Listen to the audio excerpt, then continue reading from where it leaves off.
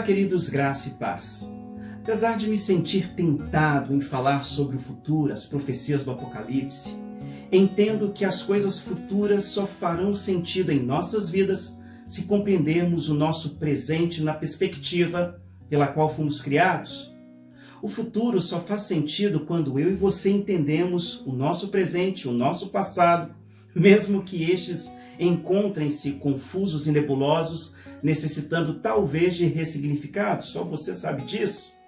No Evangelho de João, no capítulo 15, Jesus nos conta uma parábola. Ele conta uma parábola para os discípulos, onde ele usa como ilustração uma vinha.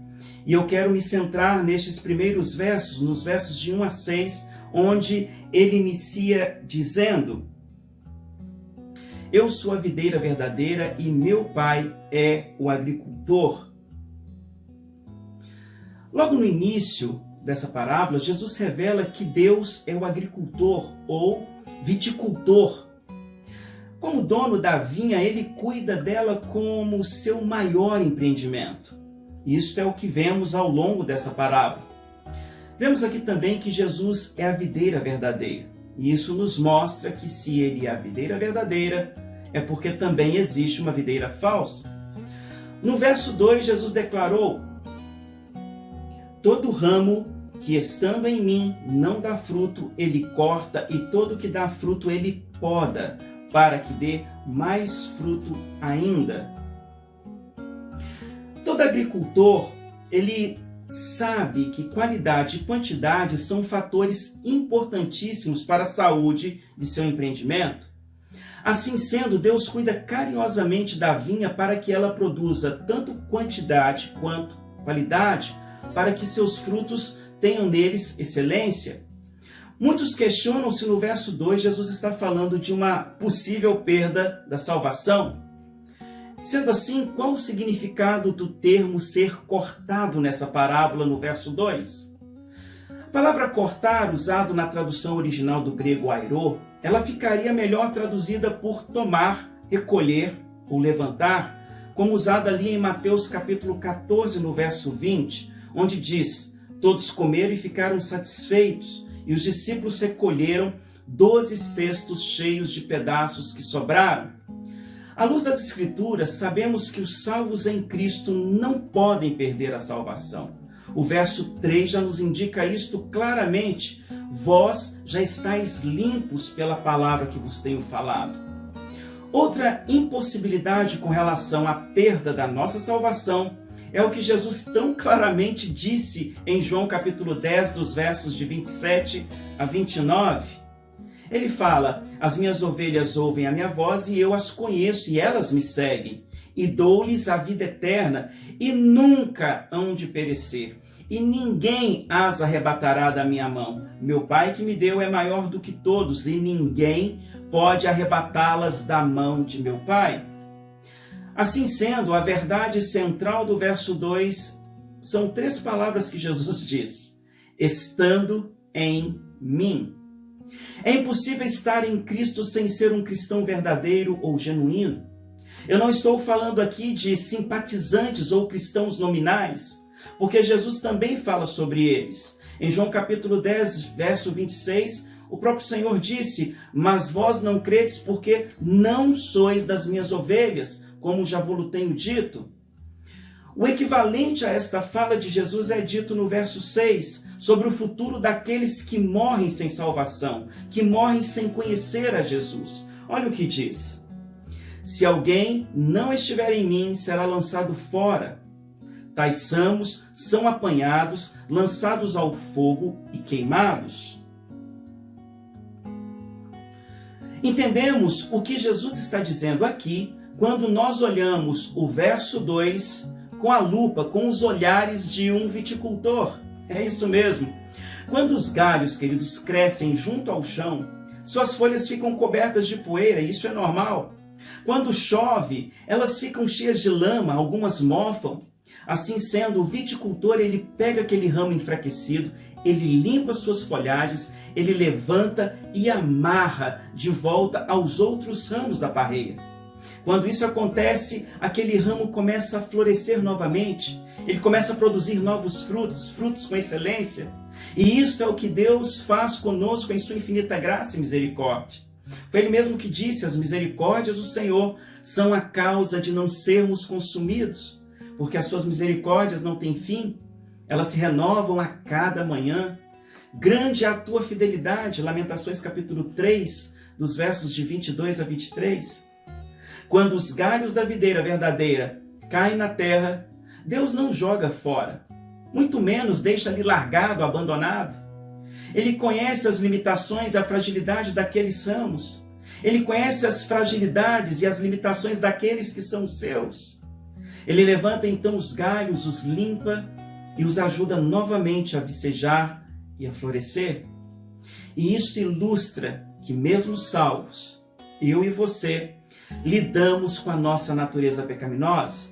Para o cristão, o pecado é como essa sujeira que encobre as folhas da parreira, impedindo que o ar e a luz penetrem para que o fruto receba ali força. O pecado, queridos, nos deixa inertes, fazendo com que o fruto não se desenvolva. A poeira, o mofo e a lama são as nossas sujeiras interiores. O nosso pecado é a prova cabal da nossa necessidade da total dependência de Deus. No verso 4, Jesus ele disse: permanecei em mim e eu permanecerei em vós. Como não pode o ramo produzir fruto de si mesmo, se não permanecer na videira, assim nem vós o podeis dar, se não permanecerdes em mim. Existe uma grande incoerência em querer ser cristão, vivendo de forma independente. Sei que depender de Deus não é uma tarefa muito fácil, pois nós somos treinados pela vida a sermos tão independentes. Queremos ser a videira e não os ramos da videira verdadeira.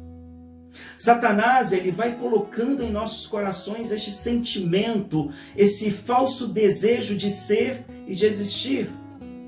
Entretanto, por melhores que sejam as nossas habilidades, as nossas intenções, com as mais diversas demandas da jornada, Jesus ele foi muito claro quando ele disse ali no verso 5: eu sou a videira, vós os ramos, quem permanece em mim e eu nele, esse dará muito fruto, porque sem mim nada podeis fazer. João capítulo 15, verso 5.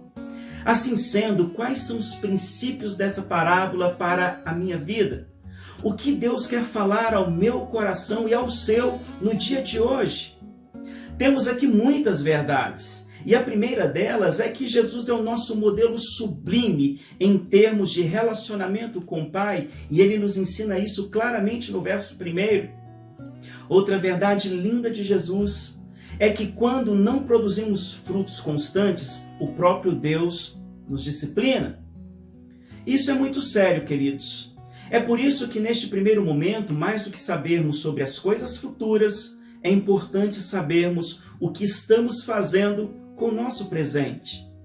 O propósito da disciplina de Deus é lindo porque ele nos limpa, ele nos levanta para que tenhamos uma vida frutífera, uma vida abundante, para que o nome dele seja glorificado em nós. Em terceiro lugar, quando produzimos, Deus investe em nós e nos poda para produzirmos ainda mais, sermos mais frutíferos. O viticultor, ele sabe que as folhas densas fazem com que o sol não alcance o fruto e o único propósito da vinha são as uvas. A disciplina, ela tem a ver com o nosso pecado. Porém, a poda, ela tem a ver com a nossa vida. A disciplina é para nos corrigir e nos trazer de volta para os olhos do Pai, para o caminho. A poda, por sua vez, é para sermos mais produtivos e mais frutíferos na presença do Senhor. Queridos, em quinto lugar, quando produzimos muitos frutos, Deus então nos convida para mais perto, a permanecermos mais profundamente nele. E o termo permanecer aqui, menô, ele aparece 12 vezes em João capítulo 15, na tradução João Ferreira de Almeida. O propósito de Deus não é que você faça mais por ele. Ele não precisa disso. A intenção de Deus é que você escolha estar mais com ele. Permanecer aqui significa estar ligado, ter intimidade, ter relacionamento. Eu quero concluir essa mensagem te encorajando Não se desespere se Deus está trabalhando em sua vida. Pelo contrário, alegre-se. Saiba que isso é necessário para a sua saúde, tanto mental quanto física e espiritual. Seja disciplinando ou podando você, Deus ele anseia por encontrar em sua vida muitas uvas suculentas e doces. Estar com Cristo é mais importante do que trabalhar para Cristo. Pense nisso com carinho. Que Deus te abençoe poderosamente. E seja bem-vindo aí à nossa nova série Na Vinha com Jesus. No mais, inscreva-se no canal, compartilhe com seus familiares, com seus amigos, deixe o seu comentário aqui embaixo. Um grande abraço e até o próximo.